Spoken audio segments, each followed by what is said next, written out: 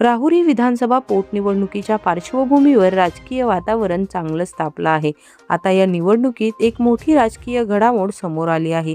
भाजपकडून राष्ट्रवादी काँग्रेसला मोठा धक्का देण्याची रणनीती आखली जात असल्याची चर्चा रंगत आहे। याच दरम्यान माजी मंत्री प्राजक्त तनपुरे यांनी केलेल्या वक्तव्यामुळे राजकीय वर्तुळात खळबळ उडाली आहे। राहुरी पोटनिवडणुकीतून माघार घेतल्यानंतर तनपुरे यांनी अप्रत्यक्षपणे आपण भाजपसोबतच असल्याचे संकेत दिले आहेत। विशेष म्हणजे भाजप प्रदेश उपाध्यक्ष सुजय विखे यांच्या उपस्थितीत त्यांनी हे विधान केल्याने या चर्चेला अधिकच उधाण आले आहे। आणि त्यानंतर भाजपाचे प्रदेश उपाध्यक्ष सुजय विखे यांनी देखील काही सूचक विधान केल्यामुळे तनपुरेंच्या राजकीय निर्णयाची चर्चा सुरू झाली आहे। दरम्यान या घडामोडींमुळे राहुरी मतदारसंघातील राजकीय समीकरणे बदलण्याची चिन्हे दिसत आहेत। भाजपला याचा थेट फायदा होणार का आणि राष्ट्रवादी काँग्रेस यावर काय भूमिका घेणार हे पाहणे महत्त्वाचे ठरणार आहे। आगामी काही दिवसात या राजकीय नाट्याला आणखी रंग चढण्याची शक्यता आहे। एक विचाराचा तालुका म्हणून महाराष्ट्रामध्ये राहुरी तालुक्याची ओळख जी स्वर्गीय बाबूराव दादांनी तयार केलेली आहे, तोच वारसा नातवानी देखील या निवडणुकीमध्ये कर्डिले साहेबांना श्रद्धांजली म्हणून अर्पण केला। ही राहुरी तालुक्याची ओळख आहे आणि ही ओळख आता पुढे कायम ठेवायची जबाबदारी कार्यकर्त्यांची। आणि म्हणून माझी कार्यकर्त्यांना विनंती आहे की या निवडणुकीमध्ये असा कुठलाही प्रसंग आपल्याकडून घडू नये। जर तनपुरेंच्या घराने प्राजक्तनी किंवा त्या परिवाराने आज मनाचा मोठेपणा दाखवला असेल तर आपण देखील भारतीय जनता पार्टीचे कार्यकर्ते म्हणून, स्वर्गीय कर्डिले साहेबांचे कार्यकर्ते म्हणून आपलं मन त्यांच्यापेक्षा मोठं आहे हे दाखवण्यासाठी आपल्याला देखील त्यांच्या कुठल्याही कार्यकर्त्याची अवहेलना होऊ नये ही जबाबदारी आपल्याला शेवटपर्यंत पार पाडायची आहे।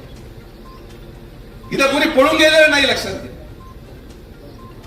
जे काही लोक दुर्दैवाने पाटील साहेब स्पर्धा निर्माण करतात गाव पातळीवर आणि वाईट सवय काही लोकांना गावामध्ये, याला खास म्हणतो आपण। व्हॉट्सअपवर मेसेज टाकणार, एखाद्या गटाच्या कार्यकर्त्याला अपमानित करणार। असं कोणी समजू नये की ही निवडणूक कोणीतरी एका कारणामुळे मागे ठेवून, राजकारणामध्ये सगळ्या गोष्टी बरोबर घेऊन राहुरी पुढचे 50 वर्ष विकसित व्हावी, राहुरीमध्ये कुठेतरी कायम विकास राहिला पाहिजे, कुठेतरी संघर्ष थांबला पाहिजे, या भूमिकेतून माननीय मुख्यमंत्र्यांनी पुढाकार घेतला, माननीय पालकमंत्र्यांनी त्याला दुजोरा दिला। आणि जर आपण खरे भारतीय जनता पार्टीचे कार्यकर्ते आहोत, जर खरं आपण विखे पाटील परिवाराला मानत आहात, तर जर माननीय आपले प्रदेशाध्यक्ष त्यांच्या ऑफिसला जाऊ शकतात, जर आपले पालकमंत्री त्यांच्या ऑफिसला जाऊ शकतात, तर आपल्या कार्यकर्त्यांची देखील ही भूमिका पाहिजे की जर माझा नेता त्यांच्या ऑफिसला गेला तर मी देखील मतासाठी त्यांच्या कार्यकर्त्यांच्या घरावर जाणार आणि अक्षरसाठी मतदान मागणार, ही भूमिका आपली पाहिजे। आणि आता ते समजून घ्या, अजून 6 महिन्याच्या प्रवासामध्ये तुम्हाला देखील या तालुक्यामध्ये कमळ सोडून दुसरं चिन्ह मारायला संधीच राहणार नाही। इकडे गेले तरी कमळ, तिकडे गेले तरी कमळ आणि कमळच कमळ। या भूमिकेतून आदरणीय प्रधानमंत्री नरेंद्र मोदींचा हात बळकट करण्यासाठी एक महायुतीचं सरकार, आणि ही जबाबदारी खरं तर आम्ही नामोहरने दिली होती, पण नामोहरने थांबा जरा, पाटील साहेबांची चर्चा झाल्याशिवाय मी काही निर्णय घेऊ शकत नाही। आपल्याला कुठली तडजोड ही आपल्या कार्यकर्त्यांची नाही, कार्यकर्त्यांचा मान सन्मान हा कायम ठेवून एक असा मार्ग काढण्याचा निर्णय झाला ज्यामध्ये संघर्ष करणारे भारतीय जनता पार्टीच्या कार्यकर्त्यांची देखील अवहेलना होणार नाही।